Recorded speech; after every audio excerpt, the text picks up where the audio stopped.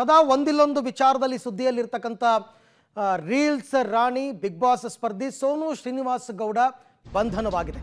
ಮಗುವೊಂದನ್ನು ದತ್ತು ತೆಗೆದುಕೊಂಡಂತಹ ವಿಚಾರಕ್ಕೆ ಸಂಬಂಧಪಟ್ಟಂತೆ ಕಾನೂನು ನಿಯಮಗಳನ್ನು ಉಲ್ಲಂಘಿಸಿದ್ದಾರೆ ಅನ್ನೋ ಕಾರಣಕ್ಕೆ ಅರೆಸ್ಟ್ ಮಾಡಲಾಗಿದೆ.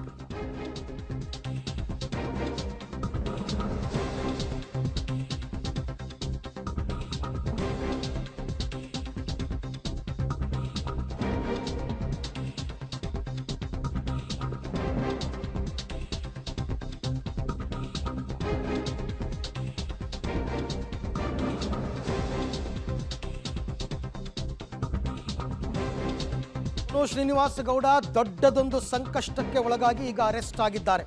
ಮಗುವನ್ನ ದತ್ತು ಪಡೆದ ಸಂಬಂಧ ನಿಯಮ ಉಲ್ಲಂಘನೆ ಮಾಡಿದ ಆರೋಪದ ಮೇಲೆ ಸೋನು ಶ್ರೀನಿವಾಸ್ ಗೌಡ ಅವರನ್ನ ಬ್ಯಾಡರಹಳ್ಳಿ ಪೊಲೀಸರು ಈಗಾಗಲೇ ಬಂಧಿಸಿದ್ದಾರೆ. ಇತ್ತೀಚೆಗೆ ಸೋನು ಶ್ರೀನಿವಾಸ್ ಗೌಡ ಉತ್ತರ ಕರ್ನಾಟಕದ ಹೆಣ್ಣುಮಗುವೊಂದನ್ನು 8 ವರ್ಷದ ಹೆಣ್ಣುಮಗುವೊಂದನ್ನು ದತ್ತು ಪಡೆದಿದ್ರು. ದತ್ತು ಪಡೆದಷ್ಟೇ ಅಲ್ಲ, ಆ ರೀಲ್ಸ್ನಲ್ಲಿ ಅದರ ಬಗ್ಗೆ ಮಾಹಿತಿಯನ್ನು ಹಂಚಿಕೊಂಡಿದ್ದರು, ಸಾರ್ವಜನಿಕವಾಗಿ ಹೇಳ್ಕೊಂಡಿದ್ರು. ನಿಯಮದ ಪ್ರಕಾರ ಸಾಮಾನ್ಯವಾಗಿ ಒಂದು ಮಗುವನ್ನು ದತ್ತು ಪಡೆದಾಗ ಆ ಮಗುವಿನ ವಿವರಗಳನ್ನು ಸಾರ್ವಜನಿಕವಾಗಿ ಎಲ್ಲೂ ಹಂಚಿಕೊಳ್ಳೋ ಹಾಗಿಲ್ಲ. ಆದರೆ ಈಕೆ ಆ ಮಗುವಿನ ಜೊತೆ ರೀಲ್ಸ್ ಮಾಡಿ ದತ್ತು ಪಡೆದ ರೀತಿ ರಿವಾಜುಗಳು ಇದೆಲ್ಲದರ ಬಗ್ಗೆನೂ ಕೂಡ ಸಾರ್ವಜನಿಕವಾಗಿ ಮಾಹಿತಿಯನ್ನು ಆಕೆ ಹಂಚಿಕೊಂಡಿದ್ಲು. ಜೊತೆಗೆ ಎಲ್ಲ ನಿಯಮವೂ ಕೂಡ ನಿಯಮದ ಪ್ರಕಾರವೇ ನಡೆದಿರಲಿಲ್ಲ ಅಂತಕ್ಕಂಥದ್ದು. ಸೊ ಹಾಗಾಗಿ ನಿಯಮಾನುಸಾರ ಯಾವುದೇ ಮಗುವನ್ನು ದತ್ತು ಪಡೆದರೆ ಆ ಮಗುವಿನ ಮಾಹಿತಿಯನ್ನು ಸಾರ್ವಜನಿಕವಾಗಿ ಹಂಚಿಕೊಳ್ಳುವಂತಿಲ್ಲ. ಆದರೆ ಸೋನು ಗೌಡ ವಿಡಿಯೋದಲ್ಲಿ ಮಗುವಿನ ಮಾಹಿತಿಯನ್ನು ಹಂಚಿಕೊಂಡಿದ್ದರು. ಮಗುವಿನ ಜೊತೆ ಹಲವಾರು ವ್ಲಾಗ್ಸ್ಗಳನ್ನು ಕೂಡ ಮಾಡಿದ್ದಾರೆ. ಹೀಗಾಗಿ ಚೈಲ್ಡ್ ವೆಲ್ಫೇರ್ ಕಮಿಟಿ ಅವರು CWC ಅವರು ಈಗ ದೂರನ್ನು ಕೊಟ್ಟು ಆಕೆಯನ್ನು ಬಂಧನ ಮಾಡಲಾಗಿದೆ. ಸೋನು ಗೌಡ ಅವರು ಒಂದು ಮಗು ಬಗ್ಗೆ ಅವರು ಯೂಟ್ಯೂಬ್ ಚಾನಲ್ನಲ್ಲಿ ಸೋಷಿಯಲ್ ಮೀಡಿಯಾದಲ್ಲಿ ಡಿಸ್ಕ್ಲೋಸ್ ಮಾಡಿದರು. ಅದ್ರ ಪರವಾಗಿ ನಾವೇ ಕಂಪ್ಲೇಂಟ್ನ ಕೊಟ್ಟಿದ್ದೀವಿ. ನಮ್ಮ ಒಂದು ಗ್ರೂಪು ಒಂದು 5 ಡೇಸ್ನಿಂದ ಅವ್ರ ಕಾರಾ ಪೋರ್ಟಲ್ನಲ್ಲಿ ಇಲ್ಲೀಗಲ್ ಅಡಾಪ್ಷನ್ ಆಗಿದೆ. ಇಲ್ಲಿ ಕಾರಾ ಪೋರ್ಟಲ್ನಲ್ಲಿ ಅವರು ಅಪ್ಲೋಡ್ ಮಾಡಿಲ್ಲ, ಸಾರಾ ಪೋರ್ಟಲ್ನಲ್ಲಿ ಅಪ್ಲೋಡ್ ಮಾಡಿಲ್ಲ. As per the JJ act 75 ಪ್ರಕಾರ 74 ಪ್ರಕಾರ ಮಗುನ ಡಿಸ್ಕ್ಲೋಸ್ ಮಾಡಬೇಡ್ದು, ಅದು ಇಲ್ಲೀಗಲ್ ಆ್ಯಕ್ಟಿವಿಟೀಸ್. ಸೊ ಆ ಮಗುನ ಡಿಸ್ಕ್ಲೋಸ್ ಮಾಡಿರೋದ್ರಿಂದ ನಾವೇ ಆ್ಯಕ್ಷನ್ನ ತೊಗೊಂಡಿದ್ದೀವಿ. ಸೊ FIRನ ಲಾಂಚ್ ಮಾಡಿದ್ದೀವಿ. ಕಾನೂನು ಏನು ಹೇಳುತ್ತೆ ಅಂದರೆ, ಸರ್ ಮಕ್ಕಳ ಕಲ್ಯಾಣ ಇಲಾಖೆಗೆ ಮುಂದೆ ಬಂದು ಮಗುನ ಅವರು ಇವಾಗ ರಿಜಿಸ್ಟರ್ ಮಾಡಿಸ್ಕೊಂಡ್ರೆ ಆನ್ಲೈನ್ನಲ್ಲಿ ಇಟ್ ವಿಲ್ ಟೇಕ್ ಪ್ರೊಸೀಜರ್ ಇರುತ್ತೆ. ಅವ್ರ ಮನೆಗೆ ನಾವು ಭೇಟಿ ಮಾಡ್ತೀವಿ.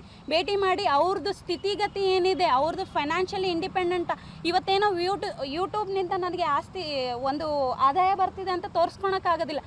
ಫೈನಾನ್ಷಿಯಲ್ ಸ್ಟೇಬಲ್ ಅನ್ನೋದು ಕರೆಕ್ಟಾಗಿರಬೇಕು ಯಾವತ್ತೂ. ಇವಾಗ ಮಗುಗೆ 8 ವರ್ಷ ಅಂತ ಇದ್ದರೆ ಅದಕ್ಕೆ 20-30 ವರ್ಷ ಆಗೋವರೆಗೂ 50 ವರ್ಷ ಆಗೋವರೆಗೂ ಇವರು ಕರೆಕ್ಟಾಗಿ ನೋಡ್ಕೊತಾರ, ಇವರು ಇಂಡಿಪೆಂಡೆಂಟಾ. ಇನ್ನೊಂದು ಸೋನು ಗೌಡ ಅವರು ಈ ವಿಚಾರದಲ್ಲಿ ಅವರು ಅನ್ಮ್ಯಾರಿಡ್ ಆಗಿರ್ತಾರೆ.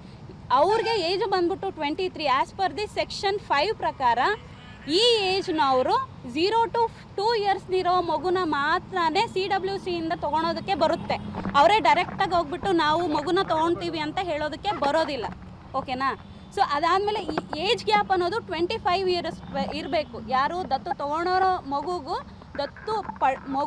ಮಗುಗೂ ಮತ್ತು ದತ್ತು ಪಡೆಯೋವನಿಗೂ 25 ಇಯರ್ಸ್ ಗ್ಯಾಪ್ ಇರಬೇಕು. ಸೊ ಪ್ರೊಸೀಜರ್ ಇರುತ್ತೆ. ನಮಗೆ ಆನ್ಲೈನಲ್ಲಿ ರಿಜಿಸ್ಟರ್ ಆಗಿರಬೇಕು. ಹೇಗೇನು ನಾವು ಬಂದು ಅವ್ರು ವೆರಿಫಿಕೇಷನ್ ಮಾಡ್ತೀವಿ. ಅದಾದಮೇಲೆ ನಾವೇ 4 ಮಕ್ಕಳನ್ನ ಕೊಟ್ಟಿರ್ತೀವಿ. ಅವ್ರು ಅದರಿಂದನೇ ಪಡಿಬೇಕು ಹೊರತು ಯಾವತ್ತೇ ಆಗಲಿ ಯಾರೇ ಆಗಲಿ ಎಲ್ಲೇ ಆಗಲಿ ಮಗುನ ಎಲ್ಲೂ ಪಡೆಯೋಕ್ಕೆ ಹೋಗಬೇಡ್ದು. ಇಲ್ಲಿ ಯಾವುದೇ ಎಲ್ಲೇ ನೀವು ಪಡೆದಿದ್ರು ನಾವು ಆ್ಯಕ್ಷನ್ ತೊಗೊಂಡೇ ತೊಗೊತೀವಿ.